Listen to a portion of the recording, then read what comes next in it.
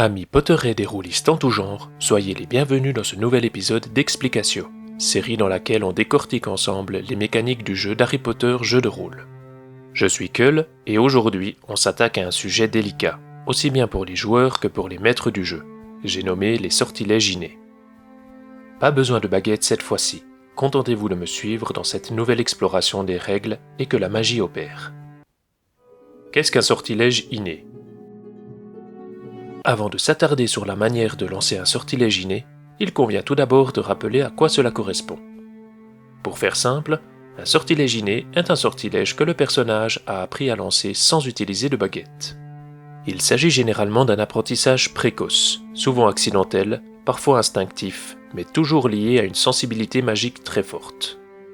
Dans Harry Potter jeu de rôle, cette capacité particulière est représentée par rien de moins que le coup de pouce du destin éponyme, permettant au personnage de maîtriser 3 sorts basiques, de niveau 0 ou de niveau 1, qu'il peut lancer sans baguette, sans malus et sans jet. Rappelons que, normalement, un sort sans baguette impose un malus de 75%, auquel s'ajoute le malus du sort lui-même. Avec un sortilège inné, tout cela disparaît, le personnage pouvant le lancer instinctivement. Comment utiliser un sortilège inné ? Si on se réfère aux règles de base, on constate qu'un sortilège inné est automatiquement réussi, sans lancer de dés, sans malus de niveau, sans malus d'absence de baguette, et que la formule doit être prononcée. Suivant les règles de Basis Role-Playing Chaosium, l'utilisation d'un sortilège inné est donc considérée comme une action réussie automatiquement, du moment que le personnage peut prononcer, même en chuchotant, sa formule. En effet, les sortilèges innés ne sont pas des sortilèges informulés, qui fonctionnent différemment. Un cas un peu particulier est celui des sorts opposés. Si le sortilège inné utilisé demande une opposition, par exemple lors d'un duel mental ou d'un effet de résistance, on procédera comme suit. Le joueur lance un dé. S'il réussit, on calcule la différence entre son degré de maîtrise et son résultat. S'il échoue, le sort est quand même réussi, mais avec une différence de 0. Si le lanceur échoue dans son jet et que celui qui le subit parvient à résister à ses effets par une différence plus grande que 0, alors il résiste au sortilège inné lancé. Cela ne signifie pas que le sortilège inné a raté, mais uniquement que l'adversaire est parvenu à y résister.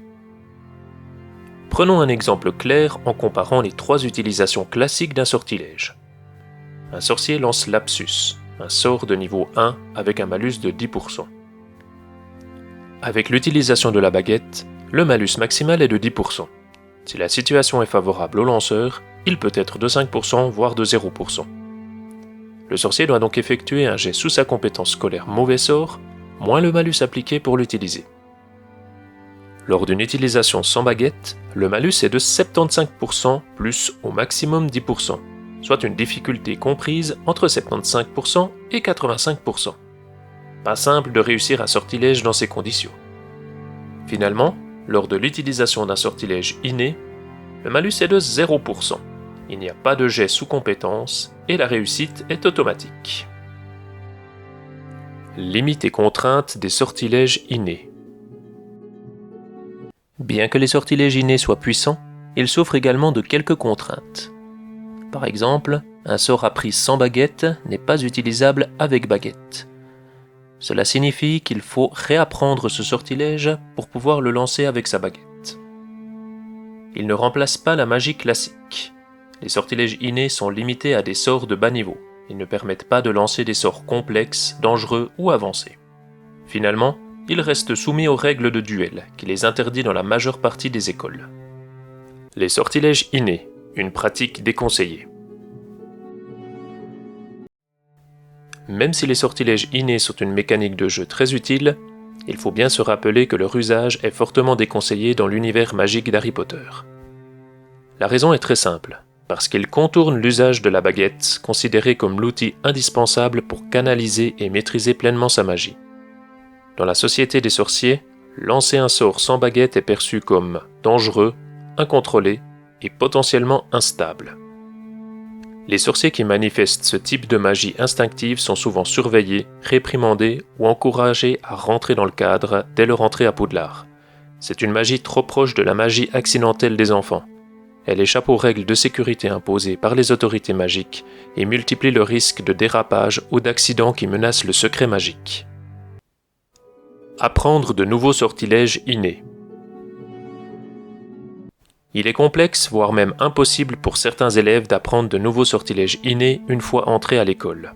Une fois la magie classique, académique apprise, l'élève perd cette capacité d'apprentissage instinctive qui lui a permis d'apprendre des sortilèges innés. La surveillance constante des enseignants et des préfets limite également grandement les expérimentations magiques qui permettraient aux sorciers d'apprendre de nouveaux sortilèges innés.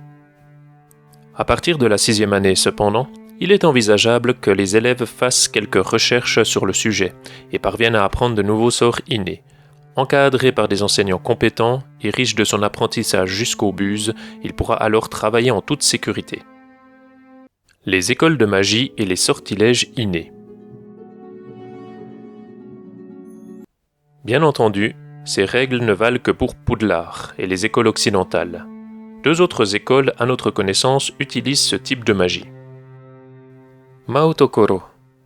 Bien qu'utilisant des baguettes, les élèves y reçoivent un entraînement particulier pour l'utilisation des sortilèges innés et peuvent donc utiliser la magie sans baguette beaucoup plus facilement. Ouagadou. Les baguettes magiques étant une invention européenne, l'école n'en utilise généralement pas. Pour cette raison, l'école enseigne la magie sans baguette. Les sorciers africains lancent leurs sorts en pointant simplement le doigt ou en faisant des mouvements de la main. Conseils pour les maîtres du jeu et joueurs. Maintenant que nous avons vu le fonctionnement des sortilèges innés, il est temps de donner quelques conseils aux joueurs et maîtres du jeu les concernant. Pour les joueurs tout d'abord, soyez polyvalents en choisissant des sorts innés de différentes catégories. Privilégiez également les sortilèges polyvalents dans leur utilisation. Jouez le côté magie instinctive dans votre roleplay. Gardez le secret. Utilisez ces sortilèges de manière discrète. Utilisez le bluff pour faire croire que vous lancez vos sorts normalement. Pour les maîtres du jeu, intégrez l'apprentissage des sortilèges innés dans le background du personnage. Faites-en un élément narratif, un talent, un secret, voire un héritage. Utilisez-le pour retourner une situation, un rival désarmé qui ne lève finalement pas. Faites attention à l'équilibrage. Ce nom est puissant, mais limité en niveau. Évitez de dériver de la règle originelle en octroyant des sortilèges de niveau 2 ou supérieur. Conclusion. Les sortilèges innés sont une mécanique unique dans Harry Potter jeu de rôle, à la fois simple, puissante et efficace narrativement. Ils permettent de raconter une magie plus instinctive, plus émotionnelle et qui fonctionne différemment des autres sortilèges. Si vous voulez enrichir vos duels, votre background ou vos moments de tension, les sortilèges innés sont donc un outil parfait. Nous voici arrivés à la fin de cette vidéo explication concernant les sortilèges innés. J'espère que ceux-ci n'ont désormais plus aucun secret pour vous. Si le concept vous plaît, n'hésitez pas à partager cette vidéo entre maîtres du jeu et joueurs, et à nous proposer en commentaire de nouveaux thèmes à aborder. Comme toujours, n'oubliez pas de vous abonner et d'activer les notifications pour ne rien rater des nouvelles vidéos. Pensez également à commenter et liker ces vidéos. Pensez également à nous rejoindre sur notre Discord, en lien dans la description, pour ne rien rater des discussions entre joueurs et maîtres du jeu et prolonger votre expérience. N'hésitez pas à nous soutenir via notre Ko-fi par un petit don, pour nous permettre de continuer à vous proposer du contenu de qualité tout en évitant les publicités qui gâcheraient vos visites sur notre site. Un grand merci à ceux qui ont franchi le pas. C'est grâce à vous que Harry Potter jeu de rôle existe encore aujourd'hui. Encore merci d'avoir suivi cette vidéo. C'était Keul pour Geekit, que la passion vous guide et vous accompagne.